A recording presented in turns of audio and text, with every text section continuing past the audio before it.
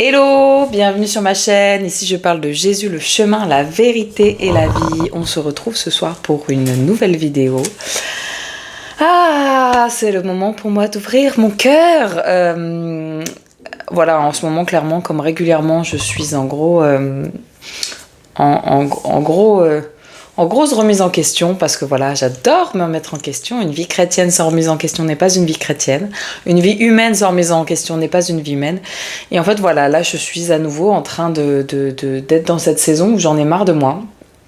Quand je contemple ma vie, je ne vois que mes défauts, je ne vois que les choses où j'étais trop.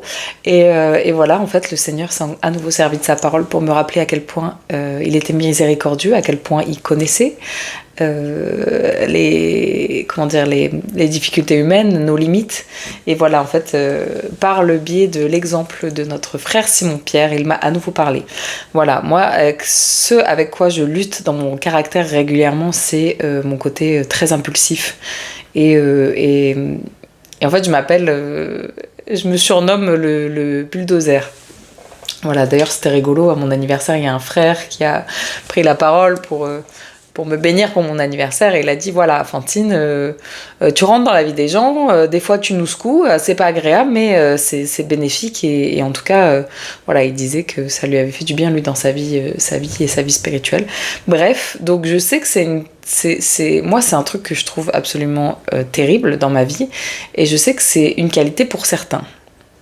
Mais voilà, dans des périodes comme en ce moment où j'ai mis mes déclarations de foi au-dessus de mon écoute active du Seigneur, et ben en fait, je me rends compte de ce côté de ma personnalité qui, moi, me rend juste ouf.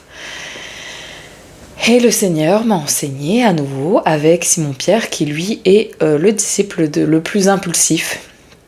Voilà, c'est celui qui n'a pas hésité. J'ai fait une vidéo il y a quelques semaines là-dessus, sur le moment où Jésus parlait du fait qu'il allait mourir et ressusciter au bout de 3 jours, et où Simon-Pierre lui a dit non, en fait, Seigneur, ça va pas arriver, t'inquiète. Et que Jésus lui a dit, arrière de moi Satan, tes pensées ne sont pas les pensées de Dieu. Voilà. Et ben là, comment le Seigneur m'a enseigné à propos du moment où en fait Jésus se fait arrêter au jardin de Gethsémani. Et on voit dans Jean, allez, je vais prendre 2 évangiles, je vais prendre Jean 18 et Matthieu, parce que c'est ceux qui parlent le plus à ce que j'avais envie de partager aujourd'hui.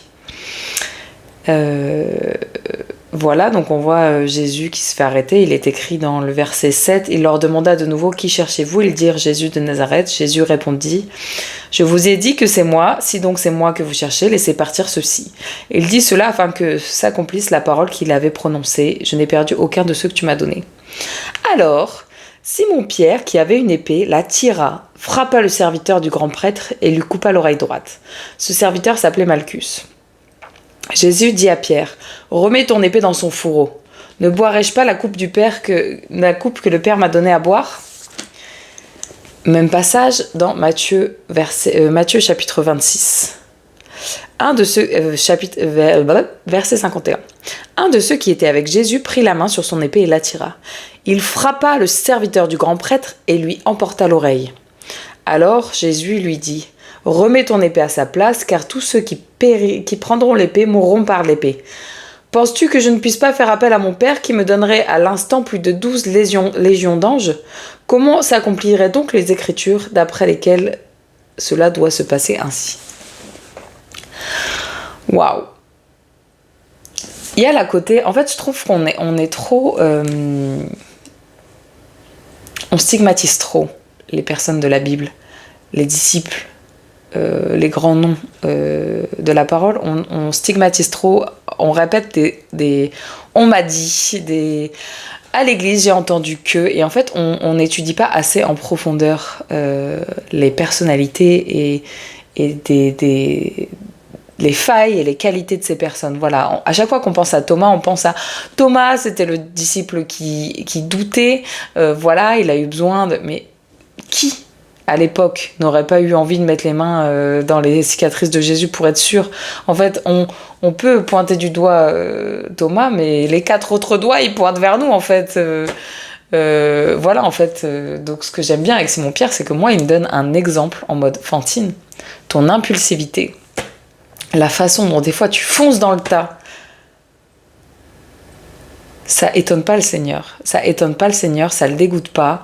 Voilà, les intentions de Simon-Pierre, c'était juste de protéger son ami. Il ne voulait pas que Jésus souffre. Et donc, je ne sais pas, pour ceux qui ont regardé le live hier, on a fait avec Marcy, et si vous l'avez pas regardé, je vous invite à le faire.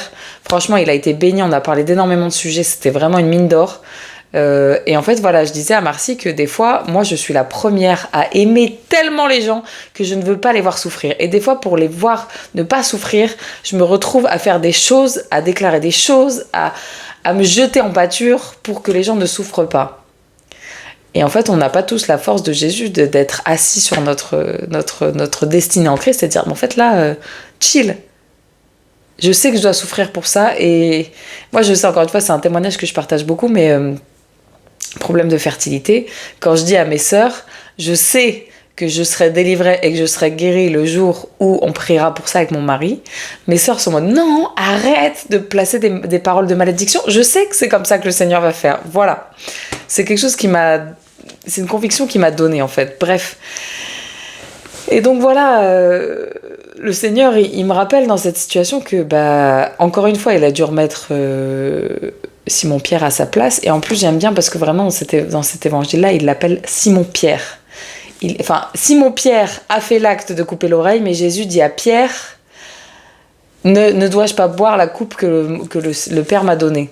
Voilà, donc en gros, Simon-Pierre, c'est vraiment... Simon-Pierre, c'est le mélange de l'humanité de Simon et du plan divin que Dieu a pour lui. Parce que c'est sur cette pierre que sera construite son église.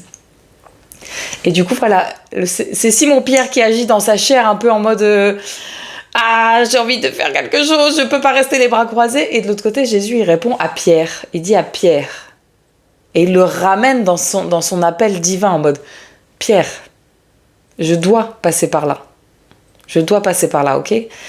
Et je comprends vraiment, là, j'ai vraiment une conviction incroyable de ce qu'a vécu Simon à ce moment-là, parce qu'en fait, moi, je me dis, mais je suis dans une saison, j'ai fait des dingueries, j'ai proclamé des choses, j'ai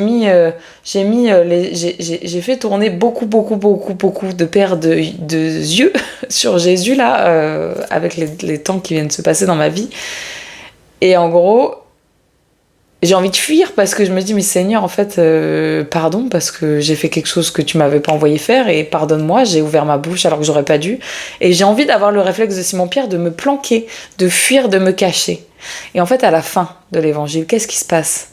Jésus, il se retrouve en tête à tête avec Simon-Pierre et il lui dit, il lui a laissé l'occasion, 3 fois tu m'as renié, 3 fois je vais te demander si tu m'aimes. Et 3 fois, je vais te rappeler ta mission. La mission que je te donne, par amour. Prends soin de mes brebis. Voilà, donc je ne sais pas ce que tu traverses en ce moment. Je ne sais pas quel trait de ton caractère te répugne de toi-même en ce moment, mais je prie que tu sois touché, inondé par la miséricorde de Dieu. Dieu t'aime tel qu'il t'a fait. Même si toi, des fois, tu te supportes pas, Dieu t'aime. Et moi, plus j'avance dans cette vie, plus je me dis, mais Seigneur, genre les gens personne d'autre que toi pourra me supporter, en fait. C'est terrible de dire ça. Mais en même temps, au final, Seigneur, il n'y a que toi dont j'ai besoin. Et effectivement, il y a des gens dans ta marche en Christ qui sont loin pour t'aimer, pour t'accompagner, pour te bénir. Et oui, le Seigneur, il va t'entourer de gens qui t'aiment pour qui tu es. Avec ton côté bulldozer, mais ils comprendront ton cœur. Ils sauront que ton cœur, c'est juste que tu veux leur bien et que tu veux pas les voir souffrir. Voilà. Je prie que ce message atteigne les oreilles de qui ils doivent atteindre. Ça ne veut rien dire, mais vous avez compris. Soyez infiniment bénis. Que l'amour et la miséricorde de Dieu vous touchent puissamment. Soyez bénis.